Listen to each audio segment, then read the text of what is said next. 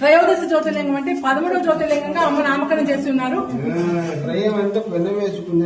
త్రయోదశలో 13 అనే ఒకటి కాకుండా త్రయం అంటే ఏంటంటే పెన వేసుకుని ఉంటాం. అంటే 12 జ్యోతిర్లింగాన్ని పెన వేసుకున్న లింగమే ఇది త్రయోదశ జ్యోతిర్లింగం. దర్శనం చేసుకుంటే అది 12 జ్యోతిర్లింగం దర్శనం చేసుకున్న పుణ్య ఫలమే దర్శనం. ఈ రోజు మీరు ఈ దర్శనం చేసుకున్నారంటే మీరు 12 క్షేత్రాలు 12 ద్వాదశలింగం అన్నిటినీ దర్శనం చేస్తున్న ఫలితమే ఉంటుంది. అంటే త్రయోదశి జ్యోతిర్లింగం అంటే 12 లింగాలు త్రయమే ఉంది. అంటే పెనవేసుకుని ఉన్న లింగం, చుట్టబడి ఉన్న లింగం అని చెప్తారు. ఒకే విషయంతో ఒక బాంబు పెట్టి అది అల్లుకుపోయినట్టుగా అట్లా ఏదైనా ఒక తీగ పెడితే ఎట్లా అల్లుకుని ఉంటుంది అలాగే ఒక జ్యోతిర్లింగం అల్లుకుని ఉన్నది మూలం.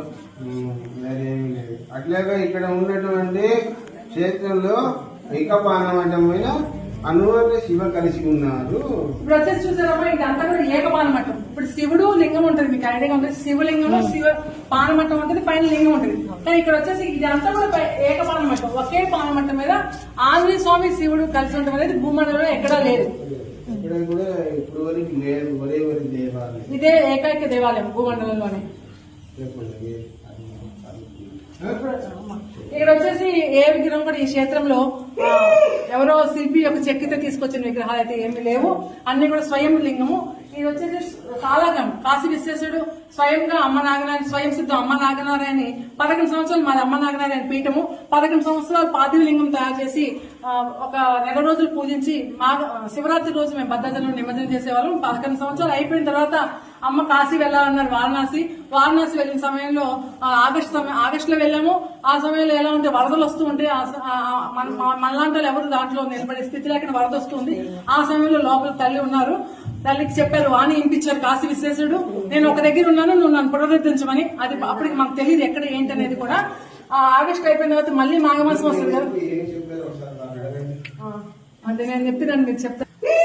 ఇక్కడ ఒక చిన్న తప్పు చేసినా తల్లి ఒప్పుకోదాము. చిన్నప్పుడు అమ్మ చెప్పారు, ఈ సంవత్సరము నెల రోజులు పూజించడం కాదు, ప్రతి శనివారం ప్రదోష కాలంలో పార్థివలింగం చేసి మళ్ళీ వచ్చే శనివారం నాడు నిమజ్జనం చేయమన్నారు ఆ సంవత్సరం.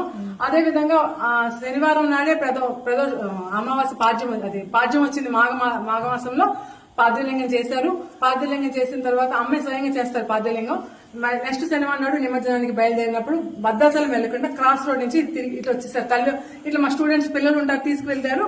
వెళ్తున్న సమయంలో అమ్మ ఇటు తీసుకొచ్చేసారు. ఇది మొత్తం అక్కడ ఎలా ఉంది, అడవిలాగా ఉండేది అనమాట మొత్తం. ఇది కూడా చాలా పోషణ లేకుండా శిథిలంగా ఉన్న